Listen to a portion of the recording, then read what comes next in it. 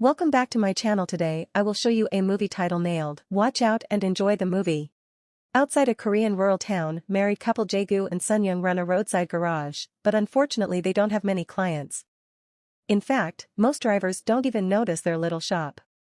This means they're barely making enough to survive, and this makes Sun-young's relationship with her family tenser than it already was. They never approved of Jae-gu because of his low status and his sterile seed, and now that Sun-young has to help the household by making dolls just for a few cents only makes them hate him more. To make matters worse, an important construction company is working nearby, meaning they take over the roads with their trucks and block the garage from potential clients. One morning, a frustrated Jae-gu goes to the construction site to try to ask the manager and his wife Eerie for compensation, but after he accidentally bumps into their child, he's seen as a crazy person and taken away by security. Jae-gu ends up in the police station, where they are used to seeing him brought over for all the scenes he's always causing, and an officer reminds Jae-gu this is what he gets for not wanting to join the local shop association because their members did get compensation. Another cop informs him of some rumors regarding his father-in-law. He's the owner of the shop Jae-gu's renting for his business, and the old man is thinking of selling. On his way home, Jae-gu sees a man with a broken truck and learns he's about to scrap it, so he points out that isn't necessary yet. Just by changing the valve it can run for a few more years. When Jae-gu arrives home, he asks Sun-young if the rumors are true, and she confesses her dad has been frustrated because they haven't been paying taxes. Jae-gu gets angry because she's been keeping this from him, and before the argument can escalate, he leaves the house to clear his head. The idea is to get some beer and cigarettes at the local grocery store, but he can't afford both, thus he ends up only buying cigarettes, having to change to the cheapest brand as well. However, the old lady in charge remembers Jae-gu from the time he took her granddaughter to school, and as thanks, she gives him a beer can anyway. While enjoying his beer and cigarettes outside the store, Jae-gu is approached by the head of the shop association Mr. Mun and his men, who beat Jae-gu up for the advice he had given to the man with the truck.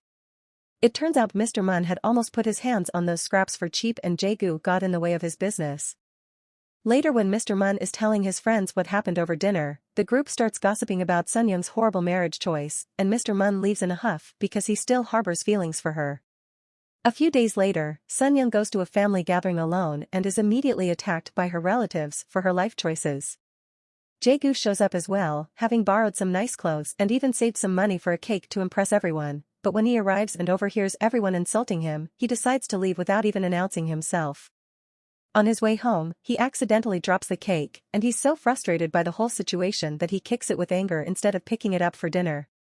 At that moment, Jae-gu notices a car stopping in the middle of the road because of a flat tire, so of course, he immediately offers his services to change it as he explains the construction trucks that pass by drop all kinds of scraps. Since it's late at night and they're in the middle of nowhere, Jae-gu takes the chance to charge extra for the job, knowing the client has no choice. Afterward, he goes back to the road to check on anything else that may have fallen from the trucks just in time to see Sun-young arrive in a relative's car. The driver doesn't even say hi to Jae-gu, and when he complains, it triggers an argument with Sun-young, who is tired of being caught between her family and her husband. To calm her down, Jae-gu shows her he made some money tonight.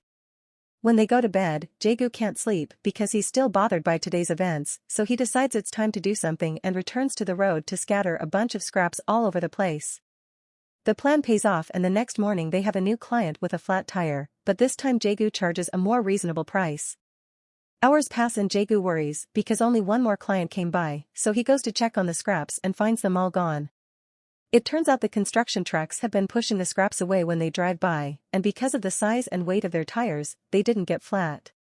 Not ready to give up yet, Jae-gu stays up late making more pointy scraps that he scatters on the road again, and this time he's discovered by Sun-young, who disapproves of the idea.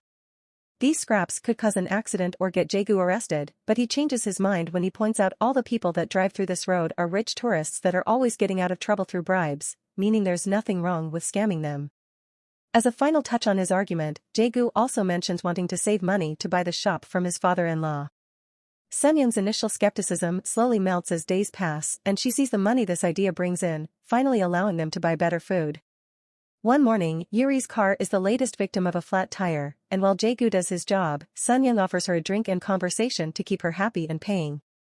However, Yuri is incredibly condescending towards them because of their social status, and when she hears Sun-young only makes 5 cents for every $10, she buys one for $10 out of pity.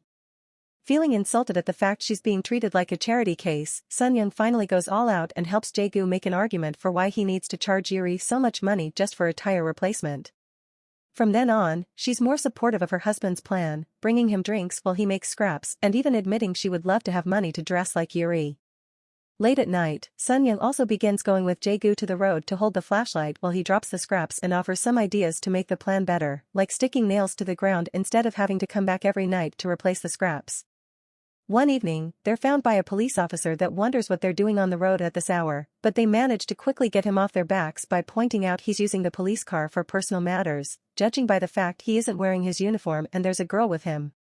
The next morning, the couple doesn't have any clients because they're laying low for a few days after their encounter with the police. But since Sunyoung's received her payment for the dolls, they decide to treat themselves with it. Jae-gu goes to the grocery store for beer and to clear his debt, taking the chance to give the kid a ride on his scooter to celebrate, and Sunyoung does her hair in the salon for the first time in years. The fact the couple is doing better financially now soon reaches Mr. Mun's ears, who begins getting suspicious. When night falls, Jae-gu and Sunyoung return to the road with a drill and stick their first nail in the pavement. The new plan works, and soon Jae-gu tells Sunyoung she can buy as many dresses as she wants, but he won't be spending much because he wants to concentrate on buying the shop. Meanwhile, Eerie discovers her kid has been kidnapped. When the police ask her about anyone that may have a grudge against her, she comes across the doll she bought from Sunyoung and accuses the couple of being scammers. The police chief doesn't think he has enough evidence to arrest them, but things take a quick turn when one of the officers shares the fact he saw the couple behaving suspiciously on the road the other night. In just a few hours, the cops find Jae-gu and arrest him but not Sunyoung since they've heard about him making a scene on the construction site and bumping against the child, making him the prime suspect. While Jae-gu is interrogated at the station, the police search the shop and Sunyoung's dad has to be there as the owner. Instead of being helpful and supportive of his daughter though, he keeps insulting Jae-gu and telling Sunyoung that she's reaping what she's sown. At the end of the day, there's no evidence to be found anywhere and Jae-gu is released without charges. The police chief drives him home as an apology, but while at first he shows an understanding of his situation, soon he's telling Jae-gu to stand up for himself and to stop bringing his men trouble. The following morning, Jae-gu gets his tools ready to go back to the road since they've been losing money while he was away. Sunyoung worries about her husband and the possibility of being found out, but she can't convince him to take a break. In the meantime, Mr. Mun is still convinced that Jae-gu is hiding something and since the police can't do anything without proof, he agrees with his brother the cop to take turns keeping an eye on the garage couple. The next time Sunyoung goes to the road to stick a nail in it, Mr. Mun sees her and finds the nail after she's gone, so now he has to think of a way to use this information in his favor. Now that the nails are out again, business picks up once more and the garage couple can afford to eat out, so they don't hesitate to treat themselves. One afternoon, an elderly couple gets a flat tire on their way to the hospital and asks Jae-gu for a discount, but he still charges them the full price. That same day, Sunyoung goes to the grocery store and is approached by Mr. Mun, who confesses he knows about the nails and asks Sunyoung to come to see him in private if she wants him to keep the secret. When night falls, neither of them can sleep. Jae-gu feels guilty about overcharging the elderly couple because now he keeps thinking about his own dead parents, and Sunyoung is worried about what Mr. Mun may do. Pretending to be asking a rhetorical question, Sunyoung wonders what they should do if someone ever found out about their scam, and Jae-gu replies he would quit before that person went to the police. The following day, Sunyoung thinks thoroughly about how much this plan has improved their lives and takes the hardest decision in her life. She goes to see Mr. Mun and accepts to get busy with him in the back seat of his car to buy his silence. Afterward, Mr. Mun tells his brother to drop the surveillance on the garage couple. Paying for Mr. Mun's blackmail leaves Sunyoung feeling incredibly dirty, so when she comes across some old friends that invite her to come shopping with them, she accepts in order to take her mind off things. By the time she returns home, it's incredibly late but she's looking like a whole new person with her new hairdo and dozens of cute dresses. Jae-gu complains about the lack of homemade dinner, but Sunyoung ignores him and takes a shower using a dangerous solvent because there isn't enough money in the world to make her feel clean again. It isn't until Jae-gu goes to sleep that Sunyoung allows herself to cry her heart out. A few days later, a car crashes in the rice paddy near the garage. Knowing the police will be there soon, Jae-gu rushes to the road to take out the nails and notices a man coming out of the car. As soon as this man sees he isn't alone, he runs away as if he was guilty of something, so Jae-gu checks the car and discovers the kidnapped child. In just a couple of hours, reporters rush to the shop to interview Jae-gu, who is seen as a hero now, and even the governor comes by to congratulate him. Sunyoung's father shows up too, suddenly pretending to have always loved his son-in-law just to have a chance to befriend the governor. The rescue of the child earns Jae-gu a hefty cash reward that he uses to finally buy the shop, although Sunyoung refuses at first because her dad is charging them extra on purpose. Jae-gu is aware of this and buys it anyway because he enjoys being passive-aggressive toward his father-in-law while they sign the papers, shaming him in front of the whole family for scamming his own daughter. The couple also buys a nice car, but their spending doesn't stop there. Now that the town sees them as trustworthy heroes, they put nails on the road again and the business continues to bloom.